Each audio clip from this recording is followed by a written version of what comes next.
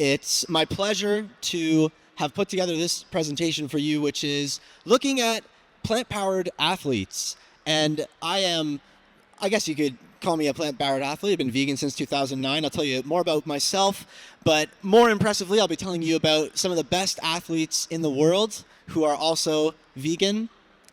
And we'll be looking at how they do it. How do they do these incredible things without any animal protein? And the reason this is important, or at least I think this is a pretty important and interesting topic, is because, as many of you know, if you're here today, we have some problems that are related to our relationship with food. And this image here kind of represents part of this issue, which is the way we think about protein, the way I always thought growing up, protein is important and meat is the best place to get it. But there are some health issues, some environmental issues, some ethical issues related to eating meat that we could maybe address. And part of addressing that is showing that we can get protein from plants and that protein can in fact support health, fitness, longevity. So that's what this presentation is about. The story I'll start with is my story. So I stand before you as someone today who I love eating fruits and vegetables. I'm just like kid in a candy store here, obviously. Love eating tons of fruits and vegetables, plant-based products, all the new alternative proteins that are coming out. I'm really excited about all of that. And I love doing sports. I love swimming, biking, and running, but I have not always been this way. I did get into sports early in life. I grew up watching the Toronto Maple Leafs and dreaming of one day going to the NHL, and it didn't seem so far off as a young person. But by the time I got to kind of middle school, high school, I'm just like looking at my peers and I'm thinking, I don't know if sports is my thing. So I started looking at other things that I could do, and one of those things was music. I loved music. Here's my my hairstyle in grade 7. And I think, I'm thinking about bringing back the spikes. I thought they were kind of cool, right? But loved punk rock music, and it was this genre that really opened my mind up to start thinking about food. And it was this album. If there's any punk rock fans here, maybe people will know Goldfinger, Open Your Eyes. Great. If you've ever played Tony Hawk Pro Skater, you'll probably recognize some of their songs. But awesome album. I read the liner notes one night just looking for the lyrics, and it wasn't just the lyrics they put in their liner notes. They also put all of this information that I had never heard before about what's happening to animals in the food system and for clothing and experimentation. All the band members are vegans, and so they're using their artwork to try to get this message out there, and it worked in my case. I kind of tried to put it out of my mind. I was like, wow, that is quite a lot to take on. Went out to dinner that night, ordered a meal, and the meat on the plate just didn't appeal to me in the same way that it had before. So I went vegetarian, but it didn't last at that point. This is around grade 10. Nobody in my life was a vegetarian or a vegan. Everybody was always asking me questions when I'd sit down and I'd be looking for kind of different foods, and people say, why aren't you eating meat, and where are you getting your protein, and asking me all these things. And there was all this social friction that was around food, and I think that's something many of us can relate to, especially people who are trying to be vegan or vegetarian. A lot of the issues come around these social situations, right, with family and friends and expectations. So I understand those difficulties. I went back to eating meat after being vegetarian for 3 months back in grade 10, and I continued along my musical path. So I attended Humber College, did their contemporary music program, and that was my career path. I was going to be a musician. But it was second year of university. I came down with strep throat, and I was really, very out of shape, trying to focus on my health again. And that's when I got into plant-based eating. I went vegan. This is 2009, so second year of university. It was really coming down. This strep throat was something I used to get all the time, and I got it and just thought, I don't want to keep getting this sickness. What's going on? And for me, when I looked into it, I kind of learned some things about dairy and how dairy products can be problematic for people: ear, nose, throat infections, digestive issues, all kinds of things. And I just thought, well, I remembered those reasons from back in grade 10 that made me go vegetarian, and now maybe it would be good for my health to focus on more plant-based foods. So I thought, well, let's just try being vegan and see how that goes. And eventually I kind of figured that out, and I started having a lot more energy, and playing drums just wasn't quite enough to get all that energy out. So I started doing some running and some cycling. I got myself a bike, and I was feeling a lot better. And my interest was shifting from music to food. I was much more interested in, wow, like I'm actually feeling like I have so much more energy, and it just changed what I've been eating. I started learning more about the health benefits of eating a plant-based diet, and my interest was just shifting. So when I graduated from the music program, and I thought, what am I going to do? I really wanted to learn about growing food and get to eat some tropical fruit and things like that. So I ended up going to Hawaii, and I was kind of on this vegan farm out there learning about tropical fruit farming. And on my way out there, it was so funny because the airport had this book that popped out to me. It was called Finding Ultra by Rich Roll. Anybody read that book, Finding Ultra? Yeah, it's a great read. If you haven't seen it in the stores, or you haven't read it, definitely check it out. But it was funny because I picked the book up not knowing that a lot of it takes place in Hawaii. And so I'm on the plane to Hawaii, basically read the whole thing before I land. And it was inspiring for me because I'm already doing some running and some cycling, but Rich was also doing swimming. Like, he was a swimmer and doing these triathlons. So I thought, well, all I have to do is learn how to swim. So first thing I did, I got to Hawaii, went to this local surf spot, and started kind of teaching myself how to swim, I guess, and ended up getting caught out in a riptide, which was really terrifying. I'm like just looking back at the land and seeing it get smaller and smaller. And so, obviously was able to survive that experience ultimately, but it was a motivator for me to learn to swim. So started doing some swimming, and I'm thinking, I'm doing all three of these sports now. I can start doing triathlons just like Rich. And I thought I would sign up for a race. Did the Aurelia Triathlon in 2013, 600 people, and I finished 122nd. So I had my first race, I had my benchmark. I had been vegan at this point for 4 years and was just kind of getting into things. I had been doing some training for a few years, just slowly getting into things. But I was really motivated to one day come back and hopefully do a little better. But first, I needed to do something to earn a living. And I always had this desire to go somewhere else in the world and experience, I love being Canadian, but there's all these great places out there, and maybe there's somewhere a little warmer that I could be riding my bike outside year round. I'd heard good things about Thailand, great vegan food out there, lots of great fruit. So I thought, okay, I'll move out there. There are all these opportunities. I can go teach English. So that's what I did. Anytime I wasn't teaching, I could be out riding my bike. This is a photo from the first bike race I did out there with a local cycling group, and I was just having tons of fun. Anytime I wasn't out riding, I could be eating all the delicious food that they have out there. They even basically everywhere goes vegan for about 2 weeks out of the year, and it's just paradise. Like, all the restaurants have amazing plant-based food everywhere. You just got to look for the flags that look like that, the yellow, red ones, and it's really cool. So went on all these adventures. This is a photo from the top of the highest mountain in Thailand. Was pretty happy to get up there, but pretty exhausted after about 5 hours of riding my bike up a hill. And this is Chiang Mai, Thailand, in northern Thailand. Great city, hundreds of vegan restaurants there, vegan vegetarian restaurants. And eventually I moved here because, just all the great spots to eat and the cycling around there is amazing. But what I didn't know is that they have a smoky season every year. And it's kind of January until about April. And during this time of year, they have some of the worst air quality in the world. And I'm thinking, well, what's going on here? What's causing all this smoke? People talk about the smoke and complain about it, but nobody really talks about what the main cause of the smoke is, which is agriculture.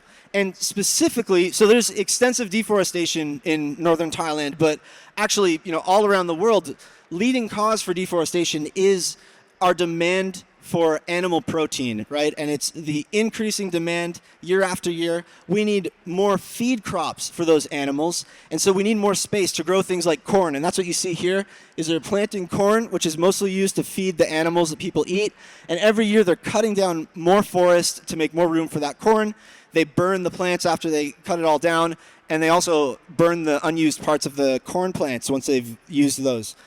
So I'm experiencing some of the worst air quality in the world, and I'm learning how that too comes back to what I eat. So there's all these health reasons for eating a plant-based diet. There's environmental reasons. I'm doing my best to kind of keep the air quality good for myself with an air purifier and wearing a mask when I'm outside. But I'm really motivated at this point in my life. This is around 2017. And I'm just thinking, I really want to help people understand these connections and hopefully, contribute to shifting ultimately food systems towards more plant-based choices. So I was going out onto the streets and organizing these activism events where we would go out and show people footage of our food systems and kind of the terrible things that are happening to animals. We would have conversations with them about animal rights and about environmental and health issues related to the food system as well. And I thought if people knew these things, they're just going to want to change. Like, it just makes so much sense. There are so many benefits, but ultimately, there's challenges to that. Not everybody is willing to go vegan overnight, obviously. So I kept thinking, people see this, people all agree that we don't really like this. We don't really like the way animals are treated in industrial animal feeding operations. People don't like this when they see it. There's consensus around that. But there's also, unfortunately, still pretty good consensus that people have this conceptualization that they need to eat meat to get protein. So when I'm having all these conversations, and I'm having like hundreds of these conversations with people, and it ultimately is very, most often coming back to this, questions around protein.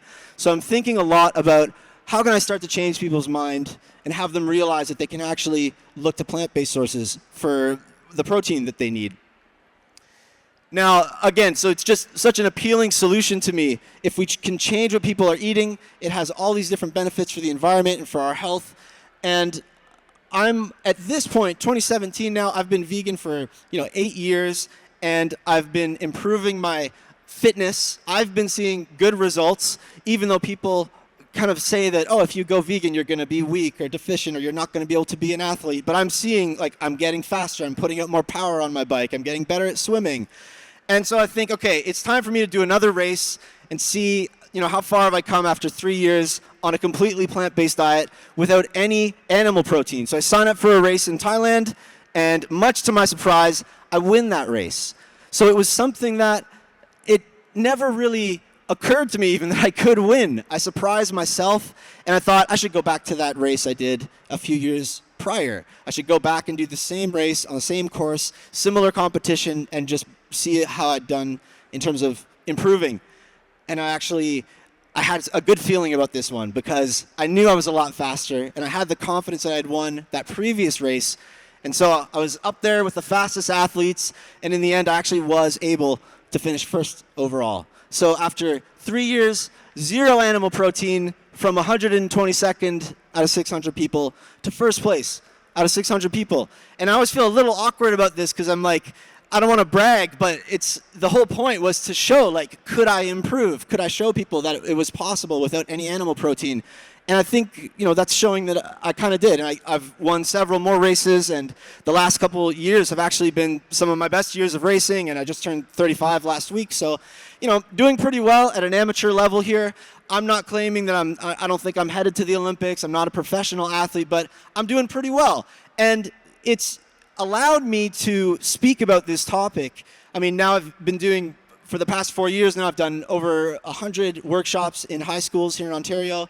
This is one from a couple weeks ago.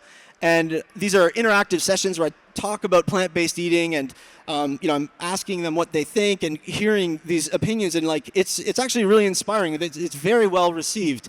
A lot of these kids, they go away and I do surveys, and they're saying that they want to eat more plant-based foods afterwards, or that some of them are going to go completely vegan sometimes. So it's great, and we always pair it with some kind of plant-based food. I'll at least be bringing some kind of snacks.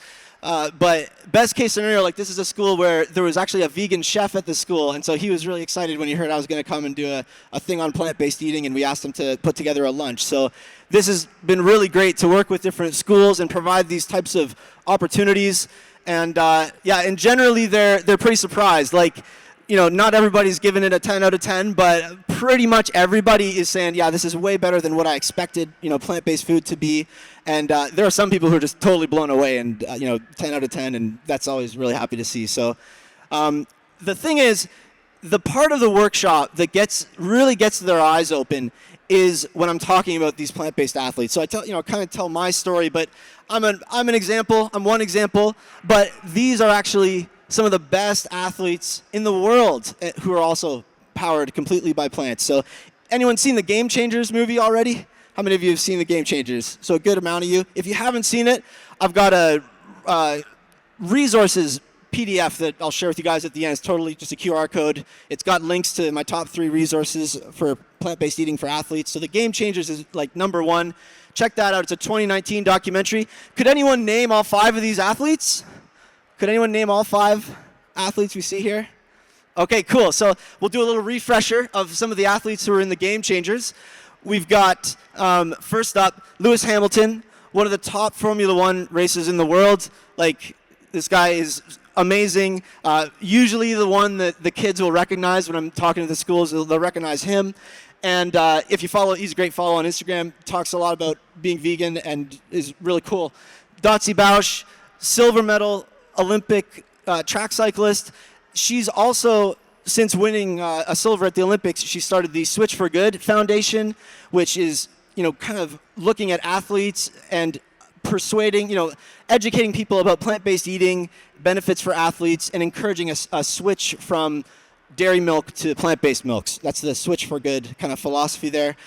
Amazing organization, and it's great to see, an athlete kind of using sport to get that message out. I love it. Scott Jurek, one of the most legendary ultra runners of all time. So if you can think of like 100-kilometer races, 100-mile races, that kind of thing, this guy has won basically all the most competitive ones. Many of them he's won several years in a row. And one notable experience to kind of help wrap your mind around how amazing this guy is. So in 2010, he set the world record for the most distance traveled by foot in a 24-hour period. So if you think to yourself right now, how far could you run or walk or eventually probably crawl in 24 hours? Think about how far you could go, how many kilometers. And then think about how far 266 kilometers is, because that's what he was able to do, completely powered by plants. It's hard to wrap my head around that, really. We've also got Patrick Baboumian, who set the world record back in 2013 here in Toronto. He set the world record for the most weight ever carried by a human being. And what he had to do is pick something like this up and basically walk across the stage with it on his back. This is around 1,200 pounds or 550 kilograms. And if you can't imagine how heavy that is, imagine picking up a fully grown adult horse or a grand piano and putting that kind of weight on your back and carrying it across the stage here. We're talking like superhuman strength powered by plants.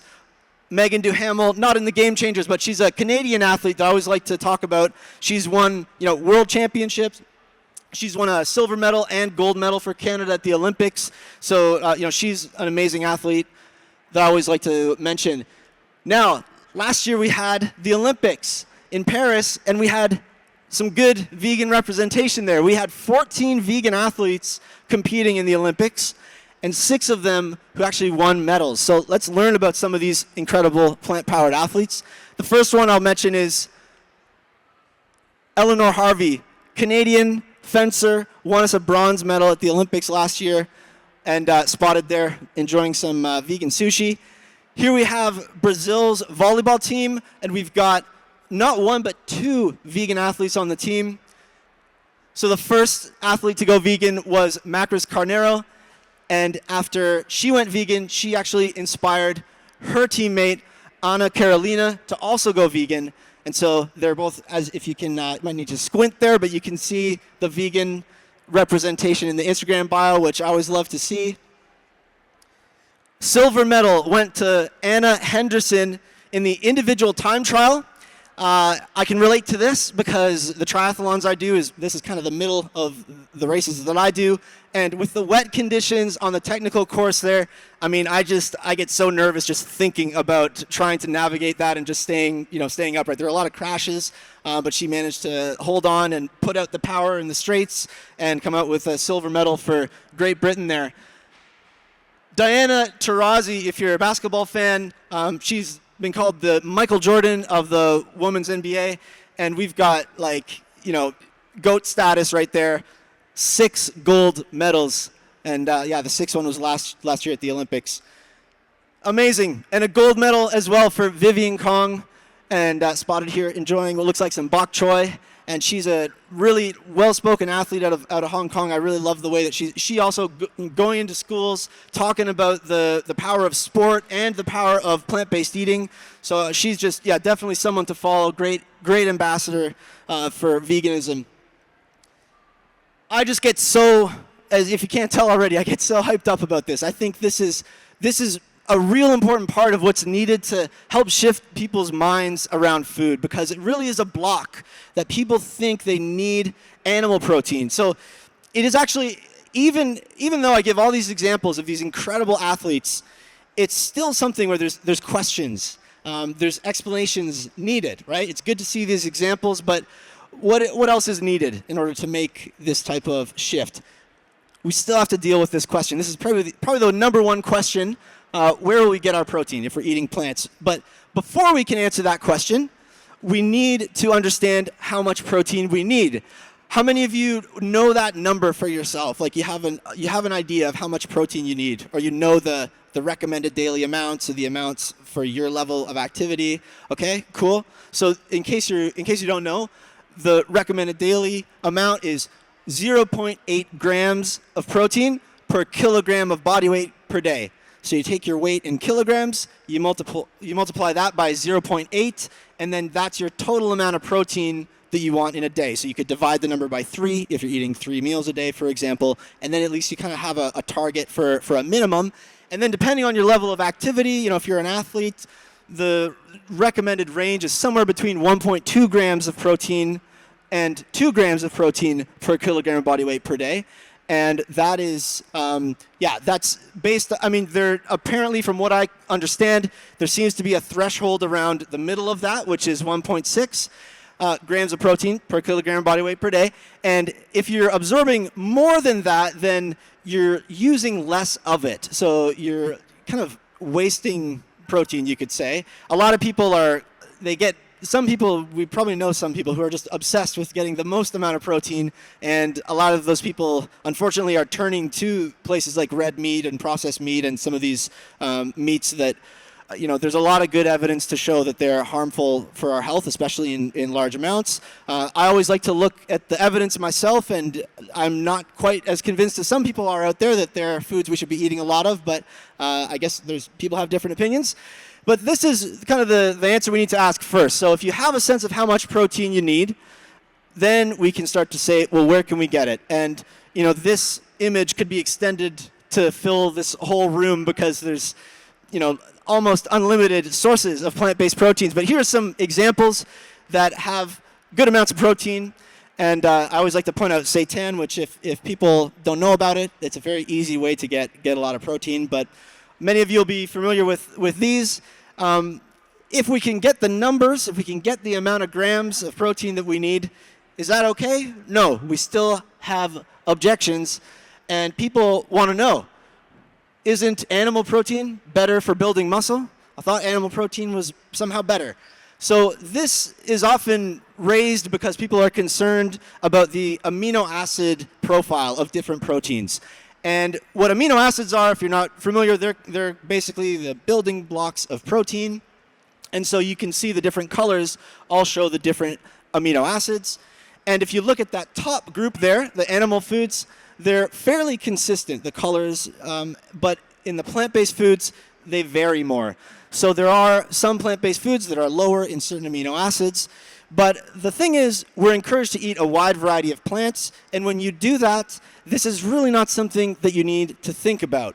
However, if you want to do a further deep dive on this, I will refer you to a fantastic book, which is the other resource I'll be giving you at the end of this talk, which is a book by Robert Cheek, who actually spoke here last year, and it's called The Plant-Based Athlete. So if you want to know more about this topic, that's where I will direct you to do that deep dive. It's very well covered in that book. Now, if it was the case that animal protein was better and plant-based protein was not sufficient for things like, often the concern is for building muscle and for gaining strength. So this was a study that looked at that. It took a group of athletes. They had half of them on exclusively plant-based protein, and the other half were omnivorous, but the protein intake was matched. So they were getting exactly the same amount of protein. The only difference was the source. They got that 1.6 grams that I was talking about before. So they were at that upper threshold of the most that they could absorb. And when they were getting enough plant-based protein and they were matched, they did not detect any differences. So this does not seem to be panning out when the amount of protein is sufficient. I think there are other studies that have shown that plant-based diets could be problematic in this way, but as far as I understand it, I'm always open to being corrected, and science is always being updated. In many of those studies, they weren't getting the matched amount of protein. So as long as they're getting enough, there does not seem to be a disadvantage there.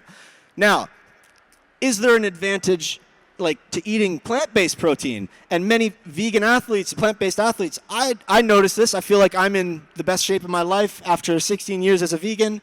At 35 years old, many other athletes say how they feel like they recover faster and they have more energy. And there is a study that actually showed something interesting. So this was a study looking at women in their 20s who were either vegans or omnivores for at least 2 years, and they compared them, not only their strength and their muscle mass and things like that, but also looking at their endurance, their cardiovascular fitness, and things like their VO2 max.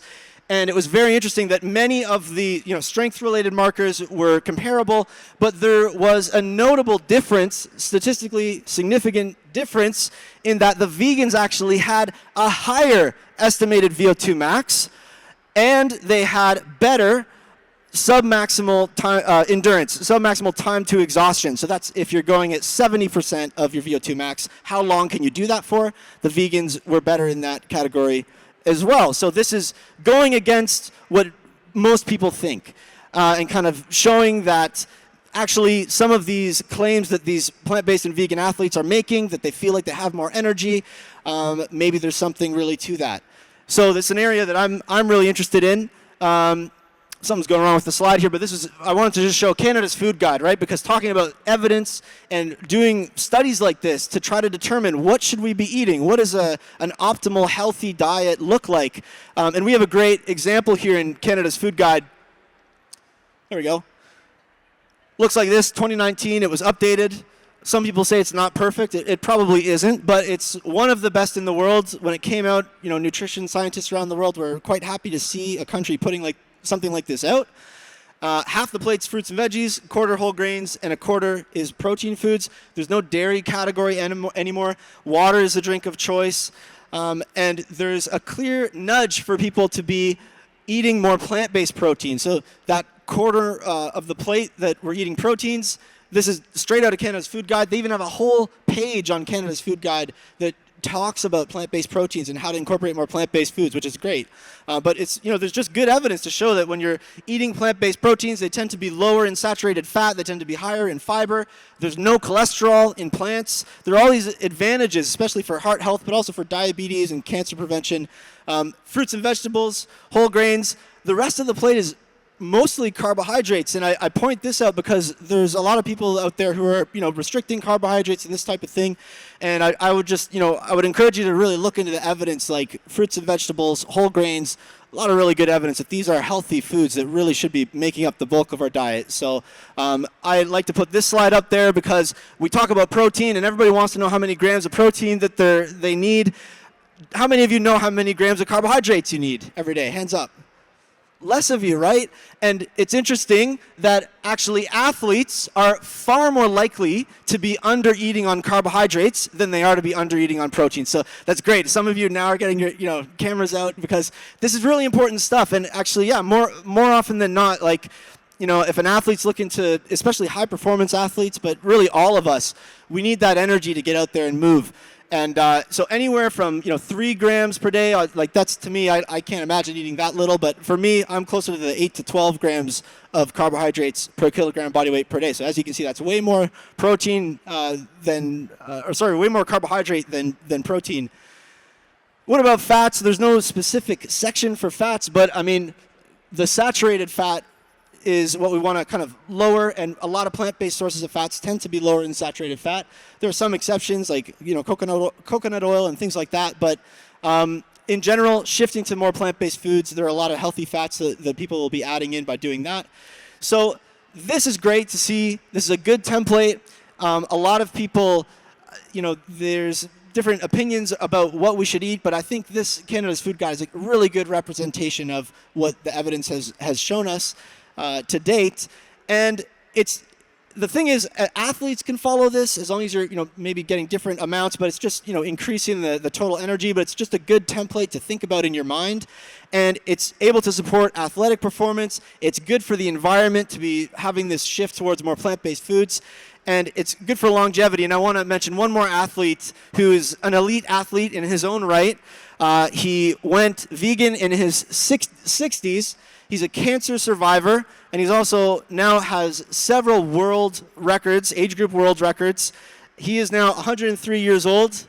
His name is Mike Fremont, and he was on the Rich Roll podcast. If you don't know about the Rich Roll podcast, then you definitely got to check that out if you're here today.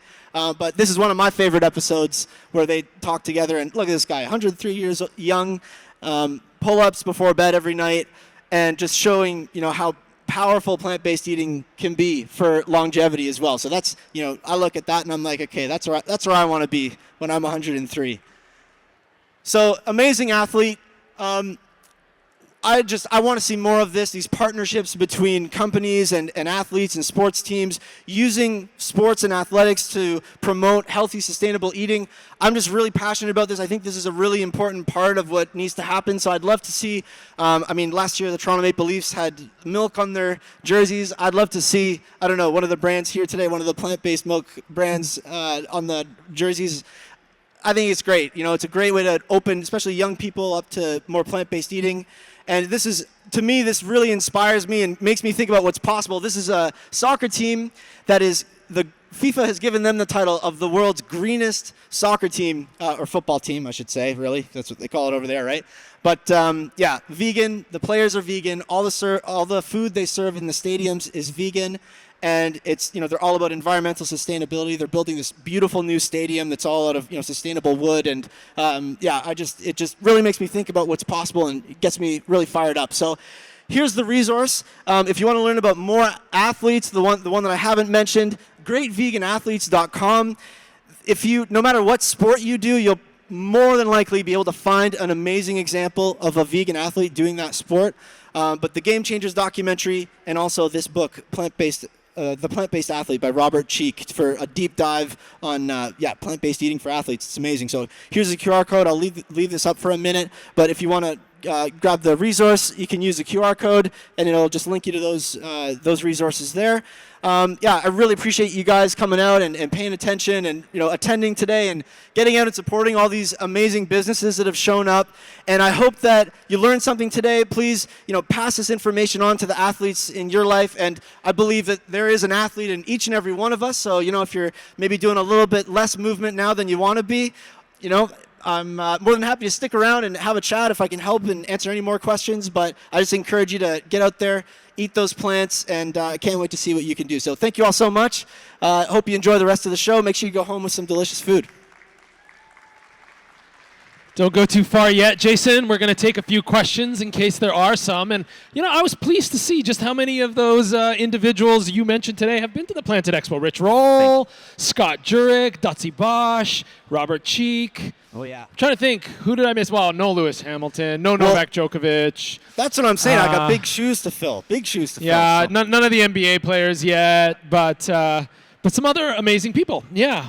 Yeah, so thank you very much for sharing your expertise and insight and for your passion. It's so obvious that you have fully inculcated what it means to be a plant-based athlete, and the benefits to your own life are clearly evident. So does anybody have any questions for Jason and his experience as a plant-based athlete or as an advocate, or perhaps for his work in the school systems? Anything along those lines that you'd like to inquire? In the back? No? Well, Jason, people are tired. Oh, was there one? Oh, there are a couple. Okay. Come on up here. I'm going to give you the mic. That way everybody can hear it. Do you mean I go up or? Okay, I'm Carl Purcell, visiting from Gatineau, next to Ottawa. I got a simple question, like how can you eat so much? It seems like it's a lot of carbs you're eating. It's a practical question. For those that didn't hear, he asked, how could you possibly eat that many carbs? That seems like a lot of food. You're looking at that number, like the 12 grams of carbs per kilogram of body weight per day. Yeah, so I think I do a lot of training, so I have the appetite, right? That's why there's those different amounts, right? So like when I'm training, like I train usually 2 hours a day on weekends, and I'm doing 4 hours a day, but in the past it's been even more than that. So I do find that it really, like I kind of listen to my appetite, and but that's over the years I tried to follow guidelines based on what I was. Are you eating a lot of starchy vegetables to do that, or what? Oh are you yeah, doing? practically. I love how you bring it back to like practically how you do it, right? So yeah, it's like I love starchy vegetables. Like I sweet potatoes, that kind of thing. 100%. Yeah, sweet potatoes, rice, things like even. Bases of lentils. I mean, spaghetti. a lot of the beans are high in carbohydrate. Like people think of like, what is a bean? It's half carbohydrate and a lot of protein too, right? In a lot of them. Yeah. That's a great question though. You look like a guy that works out too a little bit, right? Yeah, you're looking strong. Okay, come on up here. Tell us your name and where you're from. It's on, just bring it up. Yeah. Hi, I'm Kunal and I'm from India. I follow vegan diet as well. I wanted to know about your favorite sources of protein in your diet. And you also mentioned you won quite a lot of competitions, right? So what's your secret? I think it's a lot of hard work too. So also talk about your journey and how you achieved that.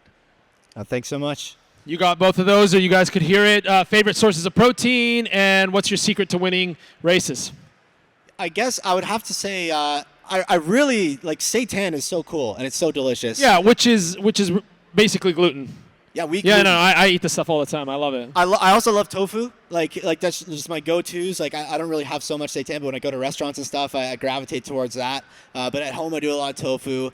And as far as I'm glad you asked the question, because it is such a motivator for me. Like when I'm doing the hard training sessions, when I'm getting up early in the morning, like I'm thinking about the big picture, which is like that impact I'm trying to have through sport. And like I think if you asked any successful athlete, like they have that clear motivator, right? And so just to have that and to kind of be coming back to that daily, and like I'm just so motivated to try to do the best I can and represent. So I think that's really probably the most important. So it's not winning per se, it's the fact that you have this like overarching motivation around like showing up in the world and saying, here's who I am entirely, and I happen to train, I happen to be plant-based, and I happen to have been a champion, but like that's the motivation that like this is who I am as a whole person. And like I was not kidding. Like when I say to all of you, like I genuinely believe there is an athlete in every single one of us, and that doesn't mean we're all going to be out there winning races, but like every one more person who's out there like eating a vegan diet, or even like just a predominantly plant-based diet, like just like getting people more familiar with, there are people who are out there, they're fit, they're healthy, they're strong, they're eating mostly plants. It's good for our society, it's good for culture, right? Absolutely. Any other questions here for Jason? Yes, come on up. Name and where you're from. Hi there, I'm Anthony and I'm from Oakville. I have a question for you about how you approach like the conversation in the school system, because like at home, like they might not be getting like the same type of message. And how do you navigate like being able like to empathize with like the person like not having like that background of like being 100% vegan, and then like kind of like to try to navigate the option kind of thing? Yeah, thank you. You caught that. I can maybe repeat it. I think most people got it, but basically you're spending a lot of time in classrooms and you're promoting a plant exclusive sort of diet. And the question from Anthony, I think, was, well, what about the mixed messaging that the student might be receiving at home, where they're not getting that information and that's not what's being communicated? Or, what does that look like? And maybe you don't even know. Maybe you don't ever catch that side of it, but maybe you do. Sure. Yeah, no, absolutely. Like I try to I think that's actually, it's one of my strengths is understanding those difficulties and like the reasons that it's difficult for people to be vegan. And it's like one of the things I talk about is like I kind of ask the kids to think about like, why do you eat the foods that you eat, right? Is it actually, are you thinking about the macronutrients and all these things? Like probably not. It's more to do with like what did you grow up eating? What are your friends and family eats? Like what's available to you? Like I understand there are all these different factors. And in terms of like one thing I would say is I'm actually not I wouldn't say I'm promoting, I am kind of promoting a plant-exclusive diet because I'm vegan, but I'm really clear about like, hey, Canada's Food Guide is not 100% vegan. I'm not saying that all the kids I speak to, like this is like one of the first things I say is like, I'm not saying you have to be a vegan. I'm not, like even if you were to look at scientific evidence, if you're only concerned about your health or if you're only concerned about the environment and ethics aren't so much of a concern for you, like there's a case like, is there much of a difference between 98% plant-based and 100% vegan? Is probably not that big of a difference. If that's not where I'm concerned about, I'm like just more, hey, let's think about all the benefits of just moving in this direction of let's eat more plants. Let's go in that direction. I think it's very hard for somebody to try to say, no, let's not move in that direction. So that's where we can all come together. And that's actually, it's been much more well received than I thought it would be. So there are obstacles sometimes, but generally people agree that that's a good direction to go. So yeah, it's not great when our first salvo is like all or nothing. Yeah, or nothing doesn't land very well, right? No, it's all about like, it's very easy. I'm like hyper aware of how easy it is for people to get defensive, and once people get defensive, they're just not listening. And this is where I think these stories about plant-based athletes and showing people what's possible, it really opens people's minds to like, oh, okay, maybe I could do that, and I'm not going to be like that one vegan cousin that I have that's annoying at Thanksgiving or whatever, right? Like they have other examples of plant-based athletes are out there that are strong, and so it's a good way to open people's minds. And again, like I should say, like so Novak Djokovic, if you want to count primarily plant-based athletes, he doesn't consider himself a vegan, but he's out there. He's saying that he's because he's wearing leather, etc. Like the worldview, right? Yeah, but he's still mostly powered by plants, and so like that's cool too. Like if people don't want to be vegan, I'm not here to say they have to be. It's just we should all really understand the health benefits, environmental benefits, and at least he is the GOAT, side. though. He is the GOAT. Yeah, no, I'm a fan. I wish he would just be like, yeah, actually, I am vegan, but hey, right. You do you, Novak. That's cool. Right. Okay, I think we have time for one more question. Or we can just give a warm round of applause here to Jason Fonger, a local, a champion, and a great presenter. Thank you so much for being here. Thank you. My pleasure. Thanks so much, everybody. All right, don't go too far. We have some brands that we're going to hand out some awards to. Those of you that have been going around, you have been voting on your favorite products, and we've got 3 brands that we'd like to hand out some awards to for their efforts.